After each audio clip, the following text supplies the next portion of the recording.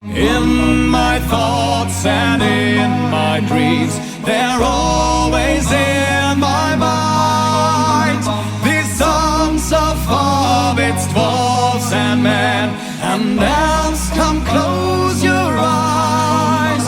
You can see them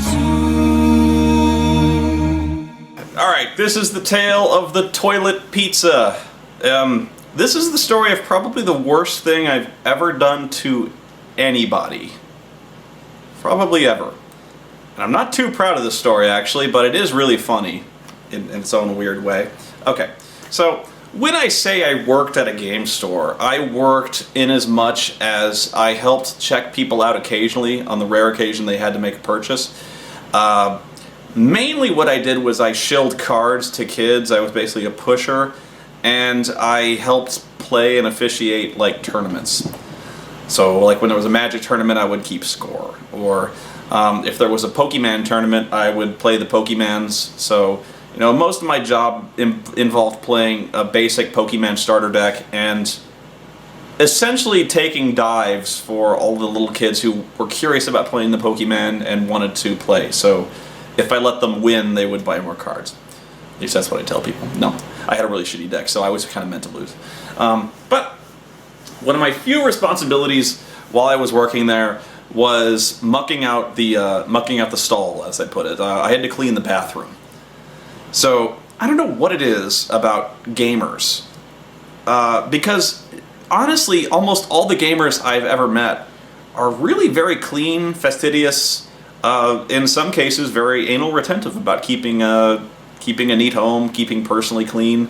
You know, I know it's kind of a story where, like, and I've experienced this myself at a lot of conventions where people are kind of smelly, sweaty, and I really do wish people would, you know, apply extra deodorant or shower occasionally. But you know, almost all the role players and kind of Magic players I've experienced kept a pretty clean shop. You know, they didn't really make a mess at the store. They're nice people, they're very neat, but that bathroom, the shit that went on in that bathroom, my God. I have seen horrors beyond your imagining in that fucking bathroom. I don't know what it is about some people when they go to a public restroom that they lose all sense of human decency or God, but I have cleaned shit spray off the walls. I've cleaned diarrhea off the ceiling. I don't even know how the fuck you get it up there.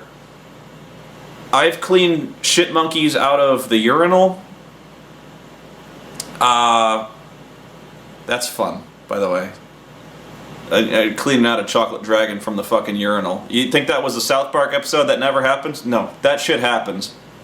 Some guy spread his fucking cheeks and laid out a mud monkey in that fucking urinal, and I had to fucking clean it up. Fucking savages. I've had a guy take a shit in the sink. It's like someone took a fucking diarrhea hose and just sprayed it around. I've had piss stains on the ceiling. We actually had to replace the drop ceiling because someone fucking pissed into the ceiling. I remember there was like a month where the urinal was out of order, and so Mike put a garbage bag over the urinal with a sign on it that said "out of order." Apparently someone took this to mean a challenge, or didn't believe that, like, what's he hiding in there? And so they actually tore the garbage bag off and used the urinal anyway, causing a flood of piss. What else did I clean up out of there? God damn. Standing pools of shit in the floor. Had to buy a replacement mop. Yeah, that was not a fun job. It was enough. God, it was enough. But anyway, so what would happen was, God damn, that brought back such horrible memories for me. But what would happen was there was the front of the store, and then there was the back of the store, the storeroom, and we would play Dungeons and Dragons in the back of the storeroom. And this was just about when 3rd edition was in full swing. So everyone was back there, and I was playing a guy named Smilin' Jack. You probably saw him in my Talk Like a Pirate Day videos, but Smilin' Jack was a real character. And so his deal was that he was... I actually did not want to play a bard ever again, because I had my original bard was kind of like my big essay on the bard class. He was my AD&D character. I'd kind of played out the bard. But honestly, the guys requested that I play a bard because there was 5 of them, and they're like, the 3rd edition bard is big on buffs, we could use you. And I'm like, okay, I'll play a bard, but only if I play kind of a non-traditional bard. And so I started thinking, like, well, what could he do? What could be a bardish type class where he's like a leader, but he's not really a singer? And so I'm like, well, he could be a pirate captain, and maybe he could like have like a rowing song. He had a rowing song. That was his big chant. So when he did his bard song, he kind of did like a war song. He would kind of sing out and sing a pirate shanty or something like that. And so he was a captain of a ship. He'd be like, row faster, sing the rowing song. So Smilin' Jack was a bard fighter. And he was going for the Dread Pirate class, prestige class, mainly because it sounded scary. So I was going for Dread Pirate, and so I was essentially playing Captain Jack Sparrow. But it was okay, they liked him, and I was playing a much more noble Captain Jack Sparrow, if such a thing can be believed. But he was essentially the guy who would talk his way out of anything. He had an absurdly high bluff skill, so he would just kind of bluster his way past people. And he was really good at gambling and stuff like that. So he was a pirate. So my pirate had just been held in the grip of a hold person spell, so he was going nowhere for a while. And so I was like, I'm gonna go take a shit. So the bathroom is right next to it's right next to the storeroom. So I go there and I take my shit. This is an essential part of the story, by the way. So shut up. So I'm taking my shit, and my foot bumps against something. And I'm like, what the fuck? Because I cleaned this bathroom, I know it intimately, or at least I thought I cleaned it I thought I cleaned it a lot, but... So my foot bumps against something. I'm like, what the fuck is that? So I look under there, and wedged behind the toilet is a pizza box. So I'm like, what's a pizza box doing under there? And so at this point in the story, this is the point in the horror movie where like everyone's going, don't pull the pizza box out, don't. And so I pull the pizza box out, and it's heavy, and I'm like, oh shit, what the fuck is this? And so this is the point in the horror movie where everyone's like, don't open the pizza box, you're not gonna like what you find. I open the pizza box. And I open it up, and there's a pizza in there. There's a whole pizza. Whole pizza. And I close the box, and I'm like, what the fuck? So I look there's a sticker that they put on every pizza. This is from Peter Piper Pizza, by the way. That really shitty fucking pizza. I cannot tell you... I conveyed before how bad this pizza was. I feel like I didn't do a good enough job conveying to you how bad this fucking pizza was. This pizza, it was solid grease. We would have paper plates. We actually had styrofoam plates, but the grease on the fucking pizza would dissolve the styrofoam. And we ate it anyway. We actually, at one point, I remember somebody had 2 slices of pizza on this fucking plate. And they picked up the plate, and the styrofoam had dissolved to such a degree that he picked it up, and like just 2 pieces of styrofoam came off in his thumbs, and the plate stayed exactly where it was. So we actually had paper plates because those somehow held up a little better. They would become completely transparent at some point, but what would happen was we had these. Our gaming tables were white plastic, like picnic tables kind of thing. So they were like long white plastic tables. So I remember we were cleaning up the store, and we were shoving the pizza. The plates actually got stuck to the table. The grease had worked as an adhesive and stuck to the table. And so what had happened was we actually had to buy new tables at some point because the grease from the pizza had stained the tables yellow. And it wouldn't come up. We used bleach. We used like 409. This plastic had become yellow from the pizza grease. Jesus Christ. This fucking pizza was nasty. I guarantee you I probably gained 25 pounds working at that fucking store because I ate like crap. I ate nothing but fucking Peter Piper pizza and Taco Bell. And actually Taco Bell is probably the healthier end, undoubtedly the healthier end of that I ever got. But anyway, so this pizza was fucking bad. But, so going back to the toilet, I look at the sticker and they always put a sticker on the box just when you order a pizza. And so it's got like a barcode, it's got the price, and it's also got the date that the pizza was made. So I look at the date, and this pizza was made over a month ago. It was made like 5 weeks ago. It was last month. I don't know how, because I'd clean this bathroom quite often. I don't know how I missed it every time, but somehow this pizza had stayed wedged under the toilet for over a month. I mean, it was hidden back there. I mean, you would never think to look behind the toilet for a pizza, but there was one. There was a pizza there. So, I'm looking at this month-old pizza, and I almost drop it because I'm like, oh, and I'm like, oh shit, this is horrible. Like, and so, but I was like, but the pizza looked fine. It did. So I actually opened the box again, and I hold it away from me because I'm expecting like maybe I just didn't smell it. Like but I don't want to smell it. So like, because I'm almost certain this thing is fucking rancid. So like, I open the box again. I'm like, So I open the box again, and the pizza is it looks like a pizza.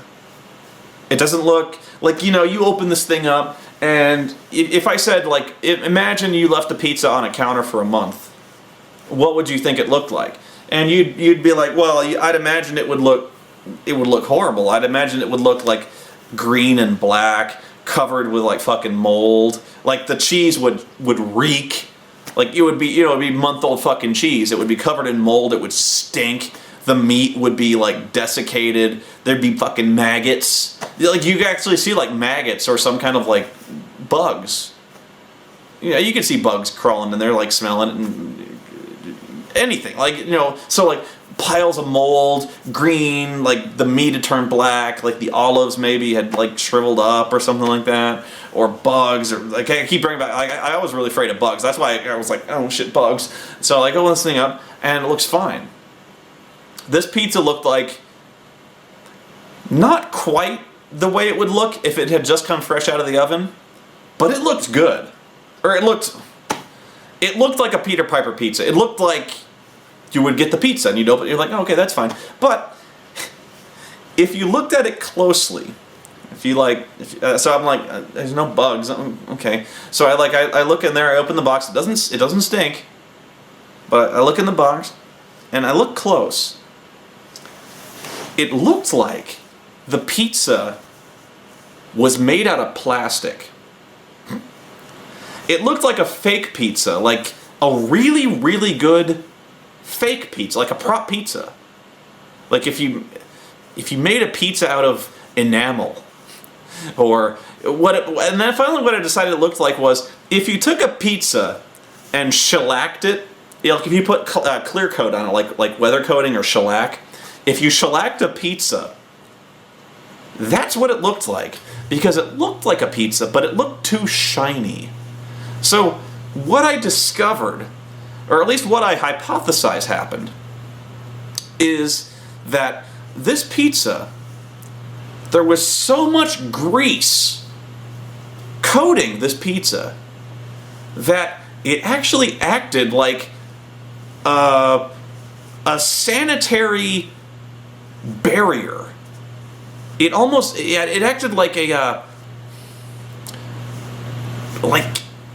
like a plastic coating over the pizza that kept desiccants and air away from the pizza.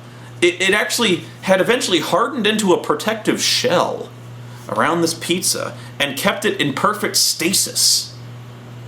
So this pizza was pristine, except for like the hardened layer of transparent, slightly tinged with yellow grease that had now crusted around this pizza and preserving it for all time. If I'd have come back 3,000 years in the future and opened this box, there would have been a perfectly preserved pizza.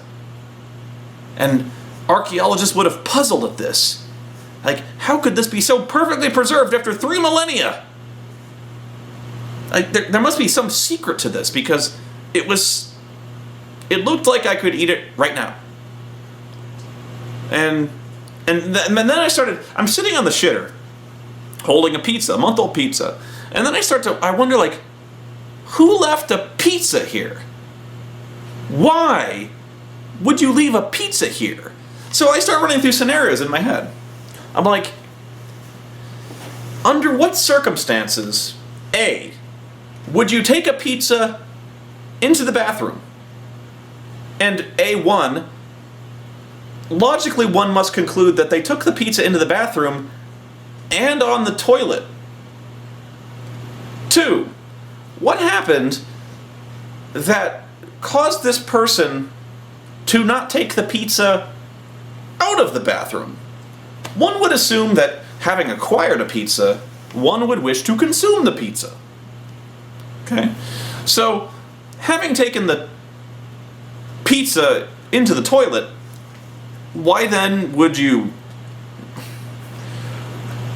I could see not wanting to eat the pizza in the bathroom, but I could also not see wanting to take a pizza into the bathroom. So, like, why then would you... What circumstance prompted you to go, I need to put this pizza somewhere, but where? So, like, I can only assume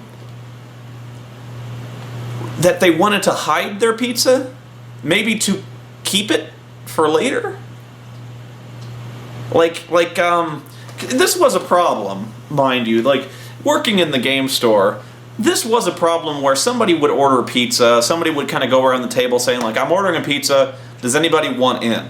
Meaning, does anybody want to chip in $5 for their share of a pizza? We actually kind of policed that rather strictly. You know, we kind of did, like, very quick and dirty math on this, so, like, you know, we'd split the pizza, everyone would kind of chip in $5-6, and then that would give you 2-3 slices of pizza. If you went over that, we would kind of be like, hey, let other people have, you know, everyone else paid for the pizza. Look, you had enough. So, like, we all kind of police this and be like, you know, everyone kind of gets their share of the pizza. So, but it was a problem where people who had not paid for the pizza would take the pizza. So, I actually started thinking, like, what if somebody bought a pizza? Like, and this would happen where, like, we'd be sitting around playing a board game, and we'd be playing long board games. And so, like, I imagine, like, we're playing Settlers or 1830. We used to play this game called 1830, which is a really long but very good train stock manipulation game. But we'd play all sorts of games. And so I can imagine there's, like, 6 of us sitting around a table. One guy orders a pizza. He pays for the whole pizza. And he's looking around, and he's like, I gotta use the bathroom. But if I get up, they'll take my pizza. And I'm like, I don't know how long I was on the toilet thinking of this scenario, but actually it was kind of a epiphany moment where I started, like, if I had ordered a pizza, why would I take it in the bathroom? And I'd be like, well, so nobody else would get my pizza. So I'm like, okay, well, I can see that sitting around a table, and I'm like, well, these guys will fucking steal a pizza I paid for, so I'm gonna take it with me. So I'm like, okay, so maybe this person was like, fuck these guys, they're not taking my pizza, take it in the bathroom. And then they're like, well, I don't... Stash it under the toilet? I would put it on the sink and then bring it out with me. So, like, I don't know, I really don't know why someone would stash it under the toilet. Especially considering that it was angled at one side and everything would slide off. And I don't know how this pizza maintained its structural integrity, but it did. But I'm like, I would never store a pizza that way. So then I start thinking, like, what if it was personal? Like, what if this was somebody else's pizza and the person gets up and wants to have a piece and they're like, no, you fuck off. You can't have my pizza. You didn't pay for it. And then they took revenge by somehow stealing the pizza and then hiding it where this person would never find it. Maybe? I kind of did, like, I was kind of doing like a mentalist type thing. I was kind of doing like a Sherlock Holmes. type thing. And I still have not found a plausible scenario for how this pizza got under the toilet and stayed there for a month, but it had. So like I said, this pizza looked perfect. It looked good enough to eat. And that's when I started having the evil thoughts. It does look good enough to eat, doesn't it? So, I'm thinking, and I get this little devils over here, and I'm like, yeah, that'd be really funny. So I take the pizza out of the bathroom. Nobody questions this. Although nobody's really looking at me come out of the bathroom. So I take the pizza, I take the toilet pizza, and I open it up, and I put it on the table, on an empty table. I put it over there. So I open it up, I put it on the table, and I go back to the game. And so, eventually, we're sitting there and we're doing a fight, and I finally get out. And so during the course of the game, Big Mike gets up and he sees the pizza. And he goes, "Whose pizza is this?"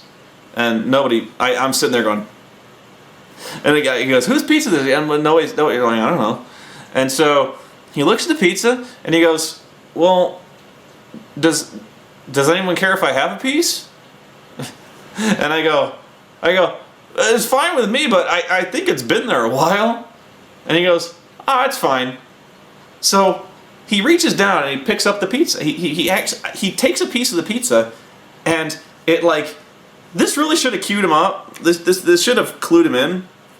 But he takes this pizza and he reaches his fingers under the pizza and he takes a slice, and almost like it's a saltine cracker, it like pops like this perfectly triangular wedge of pizza, like crack, and it pops up from the box. And so this pizza's like, it's like a Dorito. It's like really fucking hard. It's like I said, it's almost like it's plastic, you know. So like this fucking pizza, it like just pops out under his grip, but he's not looking because he's really enthralled with the game. Because like when we're really deep into the game, we're shouting commands, we're giving advice, and he's reaching for his dice, and you know, Ken calls over, and Ken's like, "Okay, Mike, it's your turn. What do you want to do?" And he's like, "Oh, I'm gonna run over there and flank that guy." And he picks up the pizza and he's like, "I'm gonna do it. Hang on a second." He puts on the plate and he's rolling his dice. He goes, "18, I hit." And so he runs over to his chair. He puts the pizza down and he's rolling over there. And he rolls his dice. He's like, "Yes, I hit." And so he rolls his damage, and then the turn passes and he picks up this pizza, picks it up, and he puts it in his mouth, and he sinks his teeth into this thing, and he puts the fucking, and then he bites, and like I said, like a tortilla chip, this piece of pizza pops, crack.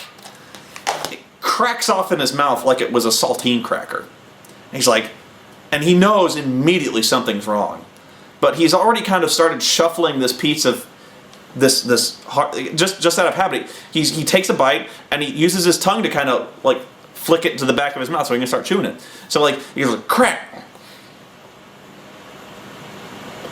and he knows something is wrong because what I'm looking at, and I'm like, and so what happened is what I noticed most of all was when he took the bite out of the pizza and it popped off, this little mote of dust, like puffed up from the part where it cracked off, like almost like, you know, in that scene in Raiders of the Lost Ark where like they reach in the Ark of the Covenant and like dust, and they're like, ah! And so like this thing, like dust, like spills out of the fucking, not a whole lot, but like this audible little spill of dust falls out of the broken pizza. And so he didn't sit there chewing it, but he sunk his teeth into it, shifted to the back of his mouth, and it was like a faucet. And he knew, like, right away that this was wrong. Like, he knew he had just put pure evil in his mouth, and he tries to spit it out, but it's too big a piece. So he starts to spit it out, and he's like, and like the piece gets wedged in his lips. So it's like this big triangular, sharp as fuck piece of pizza, and he's like, it's like caught against his teeth and his lower lip. He's like